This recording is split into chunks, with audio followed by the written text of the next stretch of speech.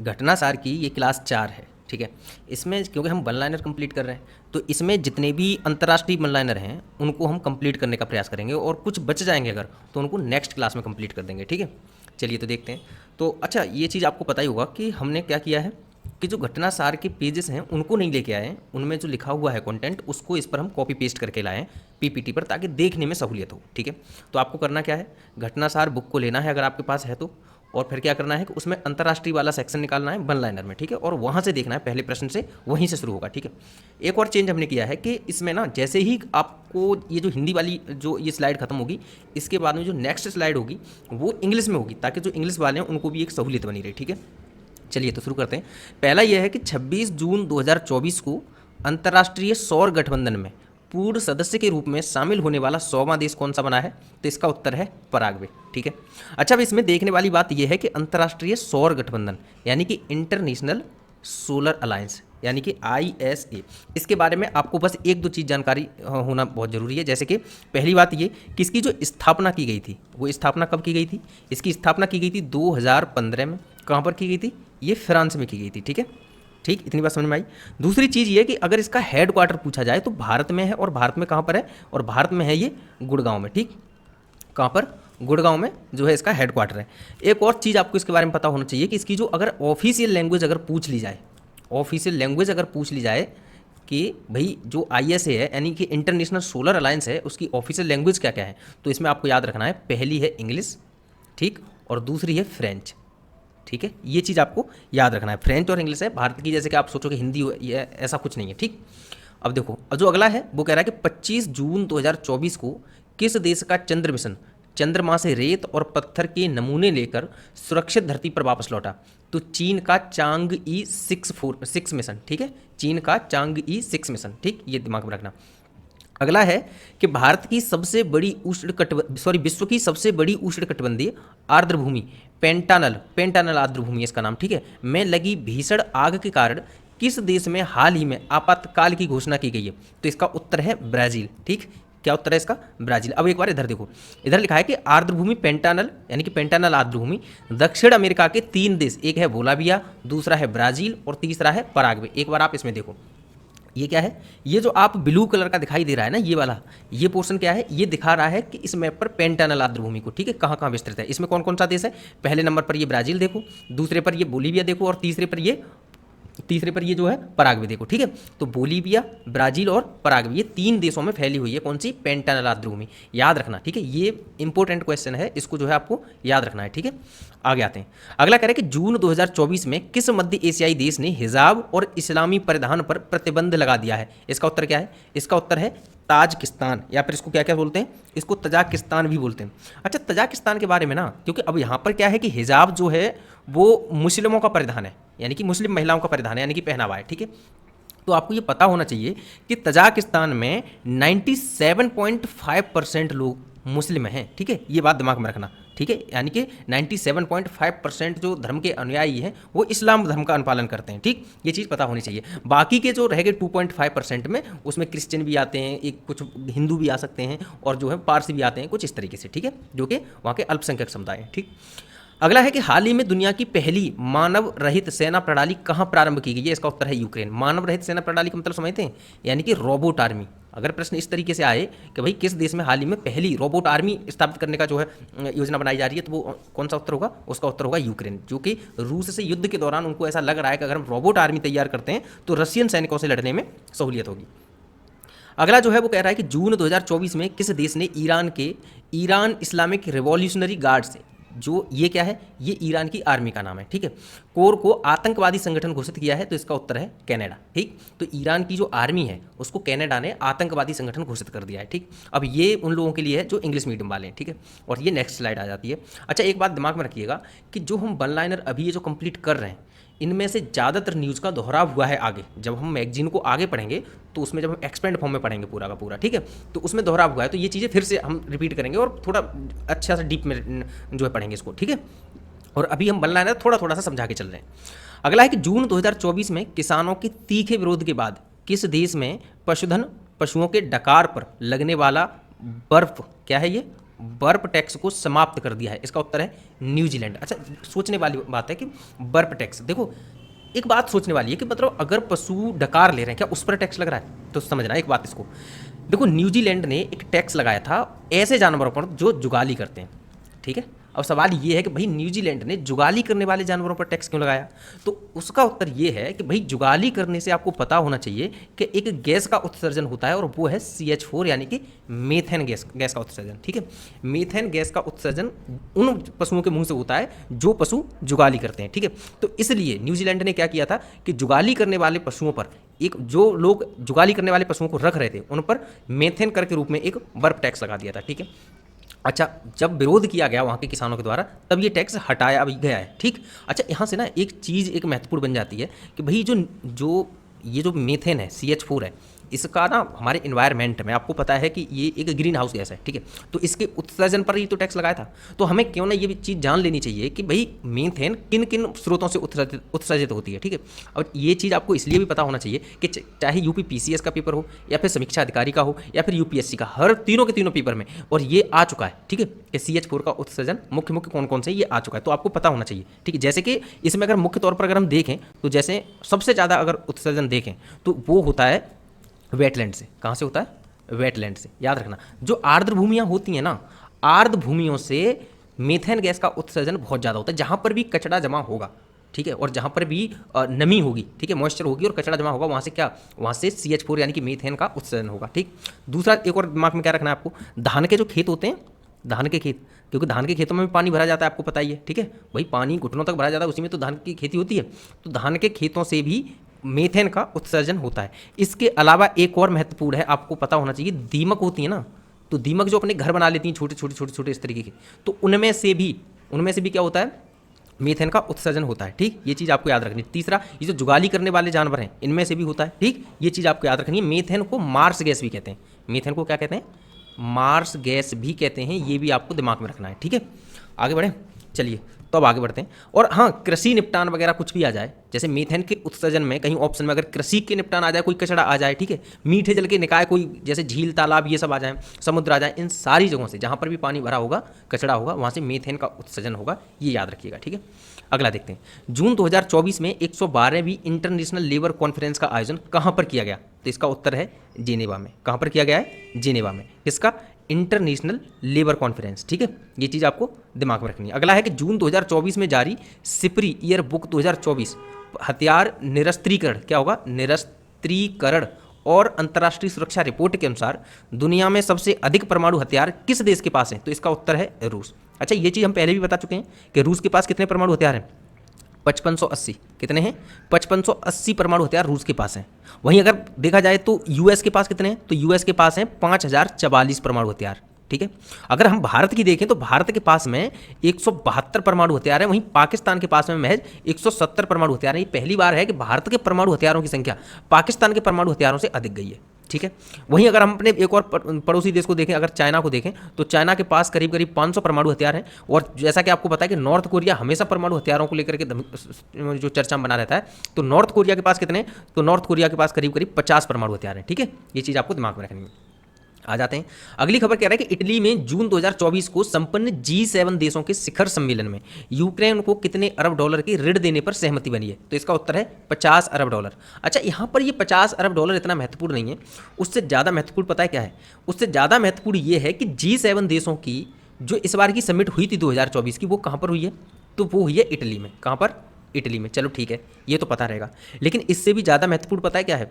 उससे भी ज़्यादा महत्वपूर्ण ये है कि इटली के अपुलिया नामक शहर में हुई है। कहाँ पर? अपुलिया। ये दिमाग में आपको रखना है, ये इंपॉर्टेंट है, ठीक।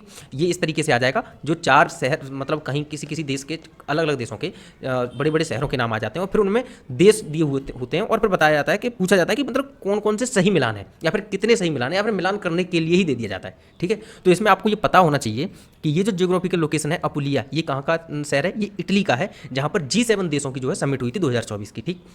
G7 देशों के बारे में कुछ पता है? G7 देशों के बारे में थोड़ी सी जानकारी आपको पता होनी चाहिए। जैसे कि अगर हम नॉर्थ अमेरिका में देखें तो नॉर्थ अमेरिका से 2 देश आते हैं यहाँ पर, एक कनाडा, ठीक है, और दूसरा USA, ठीक है। कितने देश हैं इसमें? 7 देश हैं। पहले इसमें रूस भी था, G8 था, लेकिन जब रूस ने 2014 में कीमिया पर आक्रमण कर दिया था और उसको जो है अपने कब्जे में ले लिया था, उसके बाद रूस को इससे G7 से हटा दिया गया था। G8 था पहले, तो G7 रह गया था, ठीक। अच्छा, इसके अलावा आपको पता है यूरोप से भी कुछ देश हैं, जैसे अच्छा नॉर्थ अमेरिका से तो हमने देखा कनाडा और यूएसए। क्या आपको एशिया से पता है? एशिया से कौन कौन से देश हैं? जी हाँ, एशिया से देश है अपना जापान, ठीक है। 3 देश हो गए। अब देखो जो यूरोप है, यूरोप से कौन कौन से देश हैं? एक है फ्रांस, कौन सा है? फ्रांस, ठीक है। दूसरा है जर्मनी, जर्मनी, ठीक। फ्रांस, जर्मनी, इटली, कौन सा है? इटली। फिर यूके यानी कि यूनाइटेड किंगडम, ठीक। अब देखो कितने हो गए, ये कितने हो गए? 4 ये हो गए और 3 ये हो गए, 7 देश हो गए। इसमें EU भी आता है, याद रखना, ठीक है। G7 7 देश हैं, लेकिन EU भी इसमें भाग लेता है, ठीक, यानी कि यूरोपीय यूनियन, ठीक। ये चीज़ आपको दिमाग में रखनी है। 7 देश कौन से हो गए? नॉर्थ अमेरिका के हो गए कनाडा और USA। अगर एशिया का देखें तो जापान, और वहीं अगर हम यूरोप का देखें तो आता है फ्रांस, जर्मनी, इटली और यूके, ठीक। ये चीज़ दिमाग में रखनी है। अगला देखते हैं, कह रहा है कि जून 2024 संयुक्त राष्ट्र शरणार्थी एजेंसी ने किस अभिनेता को वैश्विक सद्भावना राजदूत नियुक्त किया है? तो इसका उत्तर है ब्रिटिश अभिनेता थियो जेम्स को। क्या है? ब्रिटिश अभिनेता थियो जेम्स को। आगे देखते हैं, अगला कह रहा है कि नासा के परसिवियरेंस रोवर ने हाल ही में मंगल ग्रह पर काले पत्थरों के बीच एक रहस्यमयी सफेद रंग के पत्थर को देखा है, जिसको क्या नाम दिया है? तो इसका उत्तर है एटोको पॉइंट। क्या नाम दिया है? एटोको पॉइंट, ठीक है। इस तरीके से आया है कि एटोको पॉइंट कहाँ पर है, तो आपको याद रखना है कहाँ पर है, मंगल पर, ठीक। अगला है कि वैश्विक पर्यटन, सतत विकास और सांस्कृतिक आदान प्रदान को बढ़ावा देने के लिए जून 2024 में किस देश में पर्यटन मेले का आयोजन किया गया है? तो इसका उत्तर है नेपाल, ठीक है। पर्यटन मेले का कहाँ पर आयोजन किया गया है? ठीक है, नेपाल में, ठीक। अगला है कि जून 2024 में नासा के अंतरिक्ष अन्वेषण मिशन आर्टेमिस समझौते पर किन देशों ने हस्ताक्षर किए हैं? तो इसका उत्तर है पेरू और दूसरा है स्लोवाकिया। ये आर्टेमिस मिशन के बारे में पता है आपको? ये आपको पता होना चाहिए। आर्टेमिस मिशन के बारे में आपको पता होना चाहिए, क्योंकि 2023 से लेकर 2024 तक अभी तक ये लगातार चर्चा में बना हुआ है अखबारों में, ठीक है। इसके बारे में क्या पता होना चाहिए? ये जो आर्टेमिस मिशन है ना, सबसे पहली बात ये पता होना चाहिए कि भाई इसका उद्देश्य क्या है। अगर हम इसका उद्देश्य देखें तो इसका उद्देश्य क्या है? तो इसका उद्देश्य, एक बात दिमाग में रखना, कि इसका उद्देश्य है रिसर्च। क्या है? रिसर्च। कहाँ पर? स्पेस में, ठीक। ये बात समझ में आई। और इसका ना एक और चीज़ समझ लेना, एक और शब्द याद रखना, साझा रिसर्च, यानी कि कई देश मिलके स्पेस में रिसर्च करेंगे इस मिशन के अंतर्गत, ठीक है। ये चीज़ दिमाग में रखोगे, ठीक है। अच्छा, और चीज़ क्या? दूसरी ये कि ये मिशन कब शुरू हुआ था। एक बात ये भी आती है दिमाग में, ये मिशन शुरू कब हुआ था। तो अगर हम इसकी स्टार्ट देखें तो ये मिशन शुरू हुआ था 2020 में, ठीक है। आर्टेमिस मिशन की बात चल रही है, ठीक है। कब शुरू हुआ था? ये मिशन शुरू हुआ था 2020 में। पहले इसमें सिर्फ 8 देश थे, ठीक है, लेकिन बाद में इसमें और देश मिलते गए। और आपको पता है कि भारत ने भी इस पर हस्ताक्षर किए हैं और भारत 27वां देश बन गया है, ठीक है। और इसके अलावा भी कई देशों ने इस पर हस्ताक्षर किए हैं, यानी कि ये 35-40 के अप्रोक्स देश पहुंचने वाले हैं, ठीक है। और लगातार इस पर जो है हस्ताक्षर कर रहे हैं, तो इनकी नंबर्स को याद रखना अभी इतना महत्वपूर्ण है नहीं, ठीक। इतनी बात समझ में रखोगे। अच्छा, इसमें ना एक और चीज़ याद रखनी है कि ये इतने देशों का अगर मिशन है तो कोई छोटा मोटा मिशन तो होगा नहीं। तो ये मिशन जो है वो 3 चरणों में कंप्लीट होगा। पहला ये होगा आर्टेमिस फर्स्ट। क्या होगा इसका नाम? आर्टेमिस फर्स्ट, ठीक। दूसरा क्या है? दूसरा है आर्टेमिस सेकंड, ठीक है, आर्टेमिस सेकंड। और तीसरा है आर्टेमिस थर्ड, ठीक। क्या है? Artemis third. क्या ये 3 मिशन हो चुके हैं? जी हाँ। अब देखो एक और बात, ये आर्टेमिस फर्स्ट है ना, ये 2022 में लॉन्च किया जा चुका है, ठीक है। इसके अंतर्गत क्या किया गया था कि चंद्रमा पर एक मिशन भेजा था, तो जो बिना मानव का था, यानी कि उसमें कोई मानव नहीं गया था, ठीक है। अब जो आर्टेमिस सेकंड है ये 2024 में ही लॉन्च होना है, ठीक है, 2024 में। इसके अंतर्गत क्या है कि 4 यात्री भेजे जाएंगे, ठीक है, 4 यात्री, ठीक। ये दिमाग में रखोगे, 4 यात्री रहेंगे इसमें आर्टेमिस सेकंड में। और जो है अगर हम देखें कि भाई जो यात्री हैं ये अंतरिक्ष में जाकर के चंद्रमा पर उतरेंगे नहीं, ये सिर्फ बैठ के जाएंगे इसमें, ठीक है। वहीं आर्टेमिस थर्ड की अगर हम बात करें तो आर्टेमिस थर्ड के अंतर्गत जो यात्री होंगे वो 2025 की बात है। ये 2025 में पहली बात तो लॉन्च होगा। और दूसरी बात ये कि जो चंद्रमा की सतह पर उतरेंगे ये यात्री, ठीक है, चंद्रमा की सतह पर उतरेंगे, ठीक। ये चीज़ दिमाग में रखनी है। तो आर्टेमिस थर्ड के अंतर्गत क्या होगा कि चंद्रमा की सतह पर यात्री उतरेंगे। आर्टेमिस मिशन के बारे में ये चीज़ आपको हल्की हल्की सी दिमाग में रहनी बहुत ही जरूरी है, क्योंकि ये प्रश्न ऐसा है जो इंपॉर्टेंट है, ठीक, याद रखना इसको। अगला है कि जून 2024 में किस देश ने रूस के नेतृत्व वाले सुरक्षा ब्लॉक सामूहिक सुरक्षा संधि संगठन CSTO यानी कि कलेक्टिव सिक्योरिटी ट्रीटी ऑर्गेनाइजेशन से अलग होने की घोषणा की है? तो इसका उत्तर है आर्मेनिया, ठीक है।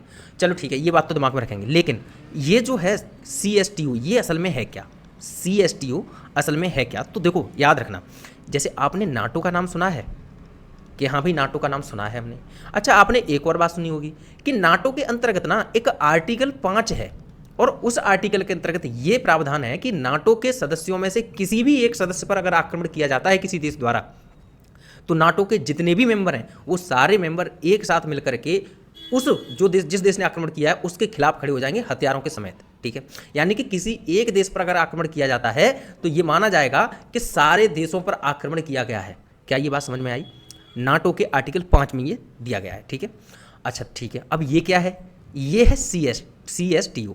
अब इसके भी अंतर्गत सेम प्रावधान है। इसके अंतर्गत आर्टिकल 4 है, और उस आर्टिकल 4 में ये प्रावधान है कि इनके सदस्यों में से किसी भी सदस्य पर अगर आक्रमण किया जाता है तो सारे के सारे सदस्यों पर आक्रमण माना जाएगा, और फिर उसके खिलाफ ये सारे के सारे जो CSTO के मेंबर हैं, सारे के सारे सदस्य उसके खिलाफ हथियारों के साथ खड़े होंगे उसके खिलाफ जाकर के। ठीक है, ये बात समझ में आई? ठीक है, अच्छा और क्या पता होना चाहिए? एक और चीज़ पता होना चाहिए अब कि भाई ठीक है ये देश, लेकिन ये इसका गठन कब हुआ था? तो बहुत सिंपल सी बात है, इसका गठन हुआ था 1992 में। ठीक है, कब हुआ था? 1992 में गठन हुआ था, और 2002 से ये अस्तित्व में पूरे तरीके से आ गया था। देखो 1992 में इस पर चर्चा चली थी सही से, लेकिन 2002 में ये ऑर्गेनाइज फॉर्म में आ गया था। ठीक है, कि हाँ भाई ये हमारा संगठन हो गया।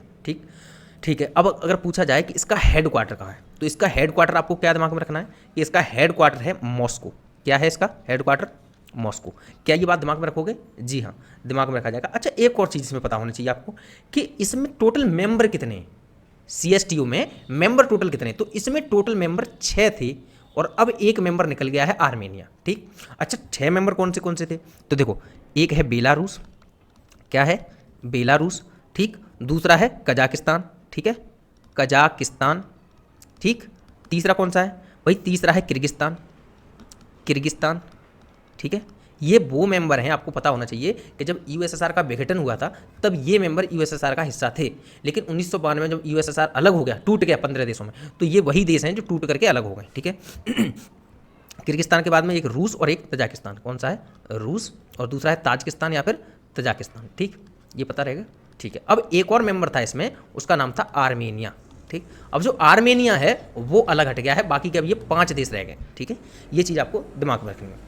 अगला है कि वह देश जहां के उपराष्ट्रपति सोलोस चिल्मा का जून 2024 में विमान दुर्घटना में मृत्यु हो गई, तो इसका उत्तर है मलावी। ठीक है, इसको एक बार देख लेना, क्योंकि ना ये कन्फ्यूजन हो सकती है, क्योंकि आपको पता है ईरान के भी तो प्रेसिडेंट की मृत्यु हुई थी विमान दुर्घटना में। ठीक है, हेलीकॉप्टर दुर्घटना में, तो ये थोड़ा सा दिमाग में रखना। तो क्योंकि ईरान के प्रेसिडेंट जो वो हाईलाइट हो गए थे, ये हाईलाइट नहीं हो पाए थे, तो इसलिए हो सकता है एग्जाम में आ जाए। ठीक, अगला है कि जून 2024 में क्लाउडिया शिनवाम किस देश की पहली महिला राष्ट्रपति बनी है? तो इसका उत्तर है मैक्सिको। क्या है इसका उत्तर? इसका उत्तर है मैक्सिको। अगला है कि जून 2024 में शांग्री ला संवाद 2024 कहाँ आयोजित किया गया है? तो इसका उत्तर क्या है? इसका उत्तर है सिंगापुर। अच्छा, एक बार इधर देखो, ये जो शांग्री ला लिखा है ना, इसका नाम पहले देखो शांग्री ला क्यों पड़ा है। ठीक है, अच्छा एक बार समझ लेते कि ये है क्या। तो पहली बात समझ लो कि ये ना एक सुरक्षा वार्ता है। कहाँ की? कि एशिया और पैसिफिक, एशिया पैसिफिक रीजन की एक सुरक्षा वार्ता है, जहां एशिया पैसिफिक क्षेत्र के जो देश हैं वो भागीदारी निभाते हैं। ठीक है, चलो ठीक है, इतनी बात समझ में आ गई।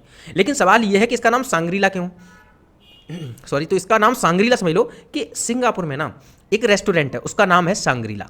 ठीक, सिंगापुर में एक रेस्टोरेंट है जिसका नाम है सांग्रीला। उसी रेस्टोरेंट में हर साल जो है यहाँ पर समिट होती है, इसलिए इसका नाम क्या रख दिया है? इसका नाम रख दिया है सांग्रीला समिट। ठीक है, और ये 2024 का ही नहीं, हर बार का कहाँ पर होता है? इसी सांग्रीला होटल में होता है, जो कि सिंगापुर में। ठीक है, ये बात आप लोग दिमाग में रखना। आगे आ जाते हैं। आगे कह रहा है कि हाल ही में संयुक्त राष्ट्र संघ ने बच्चों के खिलाफ अपराध करने वाले देशों की वैश्विक सूची में किस नए देश को जोड़ा है? तो इसका उत्तर है इजराइल। इजराइल को क्यों जोड़ा है? क्योंकि फलस्तीन में इजराइल ने बहुत ज़्यादा आक्रमण किए हैं, इसलिए। ठीक है, और बच्चों के साथ में वाकई में अत्याचार हुआ। अब ये कई बच्चों की जान गई है, बच्चों की नहीं, बड़ों की, बूढ़ों की, हर तरह के लोगों की जान गई है, और ये बहुत ही ज़्यादा दुखदायी चीज़ है। आगे देखते हैं। अगला है कि जून 2024 में किस देश की संसद ने इंटरनेशनल सोलर अलायंस यानी कि ISA की सदस्यता के रूपरेखा समझौते को मंजूरी दी। यहाँ पर थोड़ा सा मिसमैच हो गया है। ठीक है, तो इसका उत्तर है नेपाल। ठीक है, अगला देख लेते हैं, ये इंग्लिश वालों के लिए। ठीक, आगे देख लेते हैं। ये है कि मई 2024 में दुनिया के पहले प्रमुख AI कानून को मंजूरी प्रदान की गई है। किसके द्वारा? तो यूरोपीय यूनियन के द्वारा। ठीक है, यूरोपीय संघ के द्वारा, ये याद रखना तुम लोग। ठीक, अब ये जो है कि भाई ये असल में है क्या, एआई कानून है क्या, तो ये बस इतना है कि एआई को कैसे रेगुलेट करा जाए और उसके जोखिम क्या क्या हो सकते हैं भविष्य में, इसके ऊपर ये कानून लाया गया है। ठीक है, अगला है कि मई 2024 में ड्रग्स और अपराध पर संयुक्त राष्ट्र कार्यालय यानी कि यूएनओडीसी द्वारा जारी विश्व वन्यजीव अपराध रिपोर्ट 2024 के अनुसार 2015 से 2021 के दौरान सर्वाधिक प्रभावित पशु और पौधा हैं, तो पशुओं में है गेंडा और पौधों में है देवदार। ठीक है, जो यूएनओडीसी है जो कि एक यूएन की संस्था है, उसके द्वारा वन्यजीव और मतलब जानवर भी और पेड़ पौधे भी, इनमें ये देखा गया कि सबसे ज़्यादा प्रभावित कौन से हुए। ठीक है, सर्वाधिक प्रभावित कौन से हुए। ठीक है, तो उसमें बताया गया है कि पशुओं में तो गेंडा और पौधों में अगर देखा जाए तो देवदार सबसे ज़्यादा प्रभावित हुए 2015 से 2021 के दौरान। ठीक है, ठीक है, आगे देखते हैं। अगला कह रहा है कि हाल ही में एलन मस्क ने सोशल मीडिया प्लेटफॉर्म एक्स का डोमेन नेम twitter.com से बदल कर रख दिया है x.com। ठीक है, अच्छा ये थोड़ा सा मिसमैच यहाँ पर भी हुआ है। आपको ये चीज़ तो खैर पता ही होगा कि पहले twitter.com था, अब इसकी जो ओनरशिप है वो एलन मस्क के पास गई तो उन्होंने इसका नाम x.com रख दिया। ठीक है, आगे आते हैं। अगला है कि हाल ही में किस देश ने दुनिया का पहला 6G डिवाइस लॉन्च किया है, तो इसका उत्तर कौन सा है, और इसका उत्तर है जापान। इसके बारे में एक और चीज़ याद रखनी कि जो 6G डिवाइस है वो 5G की तुलना में 20 गुना ज़्यादा तेज़ी से चलता है। ठीक है, और जो कार्य करता है वो 20 गुना ज़्यादा तेज़ी से कार्य करने में सक्षम है। ठीक, अगला है कि मई 2024 में कौन अंतर्राष्ट्रीय सौर गठबंधन का 99वें सदस्य बनाया, तो इसका उत्तर है स्पेन। दिमाग में रहेगा। ठीक, मई 2024 में BBC की एक रिपोर्ट के अनुसार वह कौन सा देश है जो आधुनिक इतिहास में अपने सभी ग्लेशियर को खोने वाला दुनिया का पहला देश बन सकता है, तो इसका उत्तर है वेनेजुएला। बन सकता है नहीं, असल में बन गया है। ठीक है, बन गया है, क्योंकि इसका ना एक लास्ट ग्लेशियर था और उस ग्लेशियर का नाम था ला कोरोना। क्या नाम था, ला कोरोना। अच्छा, इसका एक और नाम आपने सुना होगा, इसका एक और नाम आपने सुना होगा और वो नाम था इसका हम्बोल्ट ग्लेशियर। क्या, हम्बोल्ट ग्लेशियर। ये दिमाग में रखना है आपको। ठीक है, ये बहुत महत्वपूर्ण है क्योंकि ये बहुत ज़्यादा चर्चा में बना रहा है। ठीक है, हम्बोल्ट ग्लेशियर, इस ग्लेशियर का नाम है हम्बोल्ट ग्लेशियर, जो कि इसका वेनेजुएला का लास्ट ग्लेशियर बचा था और ये भी सिकुड़ करके इतना छोटा हो गया है कि जो ग्लेशियर के मानदंड हैं उन पर खरा उतर ही नहीं रहा है। इसलिए जो है ये वेनेजुएला दुनिया का पहला ऐसा देश बन गया है जिसमें अब जिसके जो ग्लेशियर थे वो पूरी तरीके से खत्म हो चुके हैं और अब उसमें कोई भी ग्लेशियर नहीं है। अब ऐसी बात नहीं है कि ऐसा बाकी की और दुनिया में है ही नहीं देश, नहीं, बहुत सारे देश हैं जिनमें ग्लेशियर नहीं है, लेकिन ऐसा देश जिसमें पहले ग्लेशियर थे लेकिन अब ग्लेशियर उस पूरे तरीके से खत्म हो चुके हैं, ऐसा देश पहला कौन सा बन गया है, ऐसा देश बन गया है वेनेजुएला। ठीक है, ये चीज़ दिमाग में रखनी है। आगे आते हैं। अब अगला है कि वह देश जिसने अपने विदेश देखें पीछे कोई रहता नहीं क्या, नहीं, हाँ ठीक है। अगला कह रहा है वह देश जिसने अपने विदेश मंत्रालय से आधिकारिक बयान देने के लिए विश्व के पहले एआई संचालित डिजिटल प्रवक्ता का अनावरण किया है, तो इसका उत्तर है यूक्रेन। यूक्रेन ने ही पहली रोबोट आर्मी पेश की है और मतलब पेश करी नहीं है, आने वाली है। ठीक है, और यूक्रेन ने ही अपना जो है पहला डिजिटल प्रवक्ता, ठीक है, एआई एंकर किया, वो क्या नाम है उसका, विक्टोरिया सी। ठीक है, एआई प्रवक्ता मतलब ये देश का प्रवक्ता हो गया, ये नहीं कि कोई किसी न्यूज़ चैनल का। ठीक है, याद रखना। आगे आते हैं। अगला कि मई 2024 में वर्ल्ड एक्वेटिक्स ने कहाँ पर समुद्र तल से 2400 मीटर के ऊंचाई के ऊपर जो है पहला प्रतिस्पर्धी स्विमिंग पूल खोलने की घोषणा की है, तो इसका उत्तर है भूटान में। यानी कि भूटान में जो कंपटीशन होती है ना स्विमिंग पूल में, स्विमिंग की, तो ऐसा ही कंपटीशन वाला एक स्विमिंग पूल खोला जाएगा भूटान में जो कि 2400 मीटर की ऊंचाई पर होगा। ठीक है, और ये रिकॉर्ड बन गया है, यानी कि इससे इतनी ऊंचाई पर असल में और कोई है नहीं। ठीक, यानी कि कोई दूसरा स्विमिंग पूल है नहीं इतनी ऊंचाई पर। अगला है कि मई 2024 में किन 3 यूरोपीय देशों ने फलस्तीन को एक स्वतंत्र राष्ट्र के रूप में मान्यता देने की घोषणा की है, तो इसका, और यह मान्यता आधिकारिक रूप से 28 मई 2024 से प्रभावी होगी, तो इसका उत्तर है नॉर्वे, स्पेन और आयरलैंड। ठीक है, ये भी आप लोग दिमाग में रखना, नॉर्वे, स्पेन और आयरलैंड। ठीक है, अगला है कि 13 से 15 मई 2024 के बीच विश्व हाइड्रोजन सम्मेलन का आयोजन कहाँ पर किया गया है, तो इसका उत्तर है रॉटरडम, नीदरलैंड में। ठीक है, कहाँ पर, रॉटरडम, नीदरलैंड में। ये आपको पता है कि ये ना जो रॉटरडम है, रॉटरडम के बारे में आपको पता है कि रॉटरडम एक पोर्ट भी है। ठीक है, पोर्ट भी है। नीदरलैंड में एक प्रांत है हॉलैंड। ठीक है, तो साउथ हॉलैंड में है ये। ठीक है, जहाँ तक मैं याद कर पा रहा हूँ ये साउथ हॉलैंड में है जो रॉटरडम है। अच्छा, यहीं पर ना नदियाँ हैं, नदियाँ एक दो, जैसे कि एक है राइन नदी। ठीक, राइन नदी है, एक म्यूज नदी भी है, शायद म्यूज नदी है, म्यूज या म्यूज नाम है उसका। ठीक, म्यूज है, और एक सेल्टड है, सेल्टड। ठीक, सेल्टड। ठीक, इन नदियों के ना डेल्टा पर एक पोर्ट है, इस पोर्ट का नाम भी है रॉटरडम। ठीक है, ये याद रखना। और फिर दूसरी बात ये याद रखना है कि ये जो पोर्ट है ना, ये जो पोर्ट यूरोप का बिगेस्ट पोर्ट है, यानी कि पूरे यूरोप का सबसे बड़ा पोर्ट है ये रॉटरडम पोर्ट। ठीक है, ये चीज़ दिमाग में रखनी है। आगे आते हैं। अगला है कि दक्षिण चीन सागर में चीनी विस्तार पर अंकुश लगाने के उद्देश्य से अमेरिका, जापान, ऑस्ट्रेलिया, फिलीपींस की सदस्यता वाला वह बहुआयामी संघ जो मई 2024 में अस्तित्व में आया, तो इसका उत्तर है स्क्वाड। अच्छा, आपको पता है क्वाड के बारे में? क्वेड के बारे में आपको पता होगा कि क्वेड में ना 4 देश थे, कौन से अभी भी हैं, कौन कौन से? एक तो यूएसए, ठीक है, दूसरा है जापान, ठीक है, तीसरा है ऑस्ट्रेलिया और चौथा इंडिया, ठीक है। ये 4 देश किस में थे? क्वेड में। अब आपको पता है भारत के बारे में कि भारत ना अपनी जो विदेश नीति है वो अपने हिसाब से चलाता है, यानी किसी भी देश के प्रभाव में आकर के वो अपनी विदेश नीति नहीं चलाता है, ठीक है, ये भारत की खासियत है। तो इसलिए भारत क्या कर रहा था, भारत क्या कि यूएस के ना बहुत ज़्यादा इन्फ्लुएंस में आ नहीं रहा था कि यूएस के इन्फ्लुएंस में आकर के वो रूस के साथ में, ईरान के साथ में पूरे तरीके से अपने संबंध खराब कर दे, ऐसा कर नहीं रहा था। तो इसलिए यूएस ने क्या किया है कि अब दूसरी एक और चीज़ समझने वाली कि भारत साथ ही शांति का पर्याय हमेशा मानता है भारत, यानी कि शांति को भारत हमेशा आगे लेके चलता है, ठीक है। वहीं यूएस क्या चाहता है? यूएस ये चाहता है कि इसके जो अलाइड हों, इसके जो दोस्त हों, वो क्या करें कि यूएस जिस क्षेत्र में अपने जो है विमान खड़े करने की और तैनात करने की बात कर दे, उसी क्षेत्र में ये तुरंत तैयार हो जाए। भारत इन सब चीज़ों पर उतरता नहीं है खरा। इसलिए यूएस ने क्या किया है कि दूसरा संगठन बनाया है जिसका नाम रखा है स्क्वाड। क्या रखा है? स्क्वाड, ठीक है।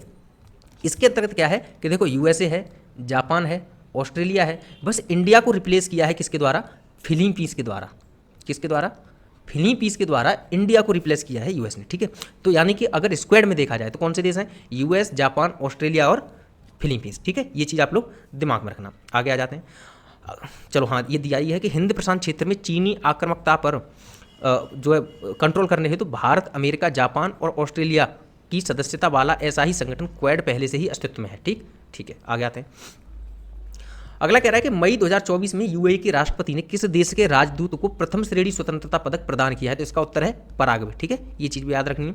अगला है कि मई 2024 में जापान के टोक्यो विश्वविद्यालय ने कहाँ पर दुनिया की सबसे ऊंची यानी कि 5640 मीटर ऊंची जो है वेधशाला का उद्घाटन किया? तो यह है अटाकामा वेधशाला, चिली में, ठीक है। अटाकामा डेजर्ट भी कहाँ है? चिली में। ये याद रखना है कहाँ पर है ये? साउथ अमेरिका में, ठीक, साउथ अमेरिका, ठीक है।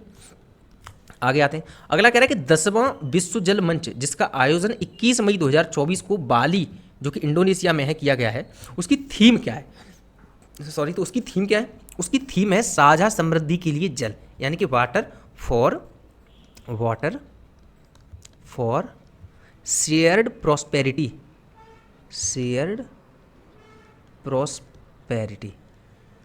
ठीक है। ये क्या है? ये जो विश्व जल मंच है ना, जो 2024 में उसकी सबमिट हुई है, उसकी जो है ये थीम है, ठीक है। सबमिट कहाँ हुई है? बाली, इंडोनेशिया में, ठीक है। अच्छा, विश्व जल मंच के बारे में कुछ बात पता है आपको? चलो एक बार विश्व जल मंच के बारे में पता होना चाहिए आपको कि ये क्या है कि वैश्विक लेवल पर जो जल है उसके संरक्षण को बढ़ावा देने के लिए एक मंच है, ठीक है। ये चीज़ हल्की सी दिमाग में रखनी है बस। फिर है कि मई 2024 में परमाणु सुरक्षा पर अंतर्राष्ट्रीय सम्मेलन यानी कि ICONS 2024 कहाँ आयोजित किया गया है? तो इसका उत्तर है वियना में। वियना क्या है आपको पता है? ऑस्ट्रिया की राजधानी है वियना, ठीक है। यूरोप में है ऑस्ट्रिया देश, ठीक। ऑस्ट्रेलिया नहीं, ऑस्ट्रिया, याद रखना। हाल ही में अमेरिकी अंतरिक्ष एजेंसी नासा ने चंद्रमा पर किस नाम से पहला रेलवे सिस्टम बनाने की घोषणा की है? तो इसका उत्तर है फ्लोट, FLOAT, ठीक है, याद रखना। अगला है कि वर्ष 2027 में प्रस्तावित 11वें विश्व जल मंच की मेजबानी हाल ही में किस देश को सौंपी गई है? तो इसका उत्तर है सऊदी अरब, ठीक है। अगला है कि नेपाल की वह महिला पर्वतारोही जिन्होंने मई 2024 में 13 दिन के अंदर माउंट एवरेस्ट पर 3 बार सफल चढ़ाई करने वाली दुनिया की पहली महिला पर्वतारोही बनी है, तो उनका नाम है पूर्णिमा श्रेष्ठ। कहाँ की हैं ये हैं नेपाल की, ठीक है, याद रखना ये चीज़। आगे आते हैं। अगला है कि मई 2024 में किस देश ने पर्यावरण की रक्षा में उल्लेखनीय योगदान देने वाले व्यक्तियों के लिए 10 वर्षीय ब्लू रेजिडेंसी वीजा की घोषणा की है? तो इसका उत्तर है यूएई, ठीक है। ये चीज़ याद रखना, ये वन लाइनर है, इतने ही इंपॉर्टेंट है, इससे ज़्यादा नहीं है, ठीक। आगे है कि हाल ही के दिनों में चर्चा में रहा हम्बोल्ट ग्लेशियर कहाँ स्थित है? वेनेजुएला में, जैसा कि हम अभी पढ़ के ही आए। अगला है कि मई 2024 में टाइम्स हायर द्वारा जारी यंग यूनिवर्सिटी रैंकिंग 2024 में किसे शीर्ष स्थान मिला है? तो इसका उत्तर है नानयांग टेक्नोलॉजिकल यूनिवर्सिटी, सिंगापुर, ठीक है। अगला है कि हाल ही में नेपाल ने अपने किस शहर को आधिकारिक तौर पर पर्यटन राजधानी घोषित किया है? तो इसका उत्तर है पोखरा, ठीक है। नेपाल के बारे में पता है? नेपाल की नॉर्मली अगर हम देखें तो राजधानी क्या है?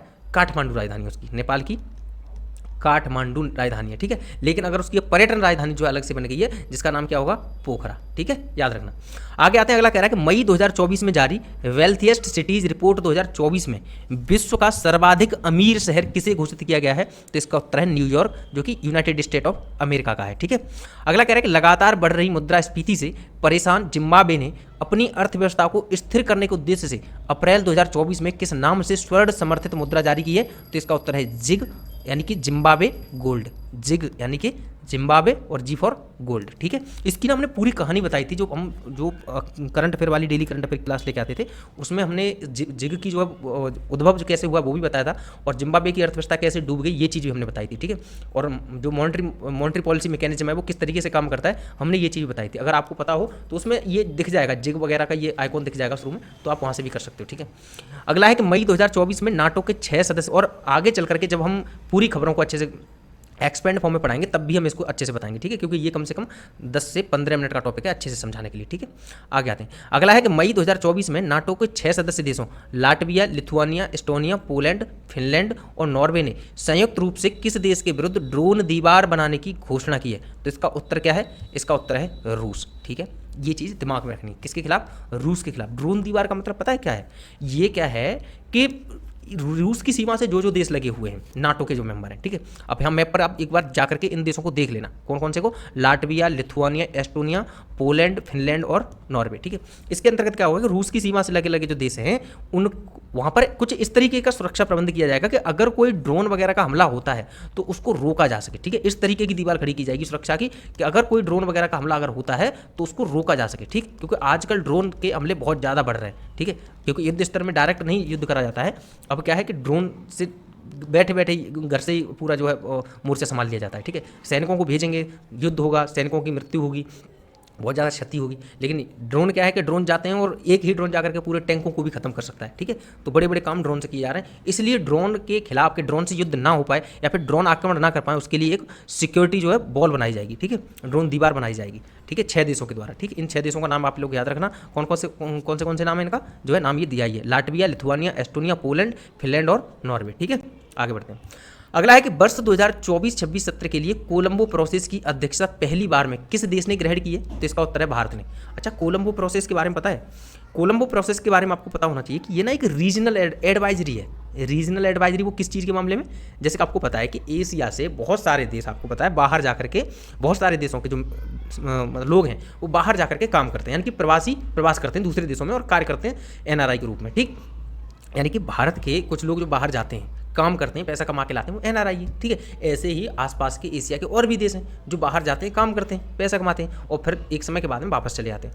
तो इनको कहाँ पर किस तरह की सुविधा मिली है, कहाँ पर किस तरह की प्रॉब्लम्स को झेलना पड़ा है, इन सबको शेयर करने के लिए एक रीजनल एडवाइजरी प्रोसेस है कोलंबो प्रोसेस। ठीक है, इसके तहत क्या है कि एक मंच प्रदान करता है ये, जिस मंच पर हम ये शेयर करते हैं कि जो प्रवासी श्रमिक हैं उनका अलग अलग देशों में किस तरह का अनुभव रहा है। ठीक है, यानी कि अपने अनुभव को साझा करते हैं, अगर कहा जाए तो अनुभव को साझा करते हैं, ये है कुल मिला के। ठीक है, इस मंच पर आकर के क्या है इसका नाम?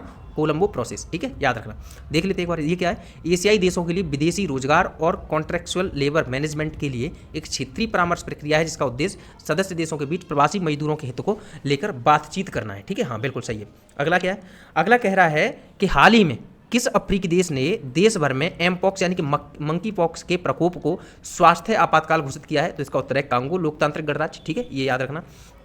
अगला है कि पाकिस्तानी सेना की मेडिकल कोर में जून 2024 में ब्रिगेडियर के पद पर पहुंचने वाली पाकिस्तान में अल्पसंख्यक समुदाय की पहली महिला कौन बनी है? तो डॉक्टर हेलेन मैरी रॉबर्ट्स। ठीक है, ये भी याद रखना है। अगला है कि 5 जून 2024 को मनाए गए विश्व पर्यावरण दिवस के वैश्विक समारोह की मेजबानी किस देश ने की है? तो इसका उत्तर क्या है? इसका उत्तर है सऊदी अरब। ठीक है, अच्छा इसके बारे में आपको पता है इसकी थीम क्या थी इस बार की वैश्विक पर्यावरण दिवस की? जी हाँ बिल्कुल पता होना चाहिए। इससे पिछली वीडियो में हमने बताया था कि लैंड रिस्टोरेशन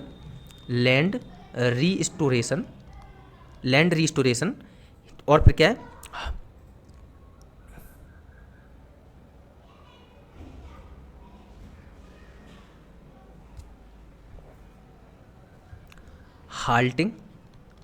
हाल्टिंग डिजर्टिफिकेशन। ठीक है, डिजर्टिफिकेशन एंड बिल्डिंग ड्रॉट। ठीक है, ड्रॉट। अच्छा ये एक ना आपको दिमाग में रखना, ये नहीं कि पूरा का पूरा सेम टू सेम आपको याद रखना है। आपको क्या करना है? आपको ये करना है कि थोड़ा सा दिमाग में रखना कि किस तरह का है, ताकि आप ऑप्शन में से इसका चुनाव कर सकें। ठीक है, अगर इसका स्लोगन देखें तो स्लोगन क्या है? स्लोगन अगर हम देखें तो स्लोगन है अवर लैंड अवर फ्यूचर। ठीक है, अवर फ्यूचर। ठीक, याद रखना VR और क्या है? VR। ठीक है, ये दिमाग में रखना। आगे बढ़ें। अगला है कि हाल ही में किस देश ने ब्रिटिश अंटार्कटिका क्षेत्र में बड़े पैमाने पर तेल और गैस भंडार की खोज करने का दावा किया है, तो इसका उत्तर है रूस ने। ठीक है, ब्रिटिश अंटार्कटिका क्षेत्र में। अगला है कि वह देश जहां के चेतुमल खाड़ी में हाल ही में दुनिया का सबसे गहरा तामजा ब्लू होल मिला है, तो इसका जिसकी गहराई 1380 फीट है, तो इसका उत्तर कौन सा है? इसका उत्तर है मैक्सिको। ठीक है, अच्छा मैं ना इसका मैप नहीं लेके आ पाया हूँ, मैं एडिटिंग में लगा दूंगा। ठीक है, जैसे कि आपने यहाँ पर देखा होगा यूकाटन पेनिनसुला, यूकाटन पेनिनसुला देखा होगा ना, जो नॉर्थ अमेरिका और साउथ अमेरिका को जोड़ने वाला जो एक पतले से कई सारे देश है ना, उनमें यहाँ पर एक जैसे ये है, आप एक बार इधर देखें कि ये है मैक्सिको की खाड़ी। ठीक है, मैक्सिको की जो है खाड़ी, ठीक ये है। अब यहाँ पर ना ये एक पेनिनसुला है, इसका नाम है यूकाटन पेनिनसुला। क्या नाम है? यूकाटन प्रायद्वीप। ठीक है, तो यहीं पर ना इस जगह पर एक छोटी सी खाड़ी है, यहाँ पर देखो, यहाँ उसका नाम है चेतुमल खाड़ी। ठीक है, उसमें मिला है, क्या मिला है? उसमें मिला है ब्लू होल। अब ब्लू होल क्या होता है? तो सागर में ना कुछ ऐसे क्षेत्र जो बहुत ज़्यादा गहरे हैं और जहाँ पर ज़्यादा गहराई होने के कारण उनका जो पानी है वो एकदम ब्लू दिखाई देता है, डार्क ब्लू दिखाई देता है। ठीक है, तो उनको क्या कहा जाता है? उनको कहा जाता है ब्लू होल। ठीक है, ये चीज़ दिमाग में रखना। आगे बढ़ें, आगे आ जाते हैं। अगला कह रहा है कि 2025 में होने वाले 81वें अंतर्राष्ट्रीय वायु परिवहन संघ यानी IATA की वार्षिक आम बैठक की मेजबानी हाल ही में सौंपी गई है, तो इसका उत्तर है भारत को। अगला है कि जून 2024 में, अच्छा ये IATA के बारे में पता है आपको? IATA के बारे में हल्का सा पता होना चाहिए। इसका मतलब होता है इंटरनेशनल एयर ट्रांसपोर्ट एसोसिएशन। क्या है? International air transport association. ठीक है, ये चीज़ याद रखोगे। इसकी स्थापना कब हुई थी? इसकी स्थापना हुई थी 1945 में, और इसका जो हेड क्वार्टर है वो कहाँ पर है? कनाडा में है। कहाँ है हेड क्वार्टर? कहाँ है इसका? कनाडा। ठीक है, ये दिमाग में रखना। अच्छा, ये इसका काम क्या होता है? इसका काम होता है कि जो भी परिवहन हो रहा है, जो वायु के द्वारा परिवहन हो रहा है, उसको एक जो है उसकी जो है निगरानी करना, और अगर कोई कैसी स्थिति हो तो मार्ग प्रदर्शित करना। ठीक है, IATA का। अगला है कि जून 2024 में किसने दुनिया के पहले इलेक्ट्रिक व्हीकल बैटरी पासपोर्ट को लॉन्च करने की घोषणा की है? तो इसका उत्तर है वोल्वो कार्स ने। अच्छा, ये इलेक्ट्रिक व्हीकल बैटरी पासपोर्ट का मतलब पता है क्या है? कि किसी भी इलेक्ट्रिक व्हीकल में जो बैटरी होती है ना, बैटरी लगी होती है, तो उस बैटरी की सारी जानकारी इस पासपोर्ट में अवेलेबल होगी कि उस बैटरी की मैन्युफैक्चरिंग से लेकर के उसकी वैलिडिटी क्या है, और जो भी चीज़ें होंगी वो सारी की सारी किस में होगी? इसमें होगी, इसके पासपोर्ट में। ठीक है, तो ये इस पहला किसने लॉन्च किया है? वोल्वो कार्स ने। 5 जून 2024 को किस रूसी अंतरिक्ष यात्री ने अंतरिक्ष में सबसे अधिक यानी कि 1000 दिनों तक समय तक रहने का विश्व रिकॉर्ड बनाया? तो इसका नाम है ओलेग कोनोनेंको। ठीक है, याद रखना। अगला है कि वह देश जहां स्थित माउंट ईबू ज्वालामुखी में 13 मई 2024 को विस्फोट हुआ है, तो इसका उत्तर है इंडोनेशिया। अगला है कि 9 मार्च 2024 को मुंबई में आयोजित मिस वर्ल्ड प्रतियोगिता 2024 की विजेता कौन रही है? तो वो है चेक रिपब्लिक की क्रिस्टीना पिस्कोवा। ठीक है, अगला है कि उत्तरी यूरोप में स्थित किस नॉर्डिक देश को 7 मार्च 2024 को नाटो में 32वें सदस्य के रूप में शामिल किया गया है? तो इसका उत्तर है स्वीडन। क्या है इसका उत्तर? स्वीडन। 32वां स्वीडन है, वहीं 31वां आपको पता है 31वां कौन सा है? जी 31वां पता होना चाहिए आपको, कौन सा है? फिनलैंड। ठीक है, फिनलैंड, ये भी नॉर्डिक कंट्री है, याद रखना। ठीक है, आगे आते हैं। अगला कह रहा है कि 5 मार्च 2024 को किस देश में गर्भपात कराने को संवैधानिक अधिकार बना दिया गया है तथा संविधान में यह अधिकार जोड़ने वाला यह दुनिया का पहला देश बन गया? तो इसका उत्तर है फ्रांस। ठीक है, ये चीज़ भी आपको दिमाग में रखनी है। ठीक, तो जो आज की क्लास है वो यहीं तक रखते हैं। नेक्स्ट क्लास में इससे आगे का कंप्लीट करेंगे। तो जो अंतर्राष्ट्रीय न्यूज़ हैं, जो वन लाइनर हैं, ठीक है, जो अंतर्राष्ट्रीय न्यूज़ हैं और जो वन लाइनर हैं, उनको नेक्स्ट क्लास में कंप्लीट कर देंगे। और इस बार ना मैप लेके आते हैं, लेकिन पता नहीं क्यों लगाना भूल जाते हैं। तो जो एक बार जो चेतुमल की स्ट्रेट जो वो है ना खाड़ी, चेतुमल की खाड़ी, ये आप लोग जरूर देख लेना, चेतुमल खाड़ी। ठीक है, ये देख लेना एक बार। ठीक, चेतुमल खाड़ी देख लेना। मैं मैप नहीं लेके आ पाया हूँ, आप देखना। नहीं लेके आए तो एक बार कमेंट कर देना, अगर आप ना देख पाओ तो कमेंट कर देना कि भाई हमें नहीं मिली, तो मैं जो नेक्स्ट वीडियो लेके आऊँगा ना उसमें जोड़ दूंगा। ठीक है, तो आज की क्लास में इतना ही, नेक्स्ट क्लास में मिलते हैं। Thank you so much.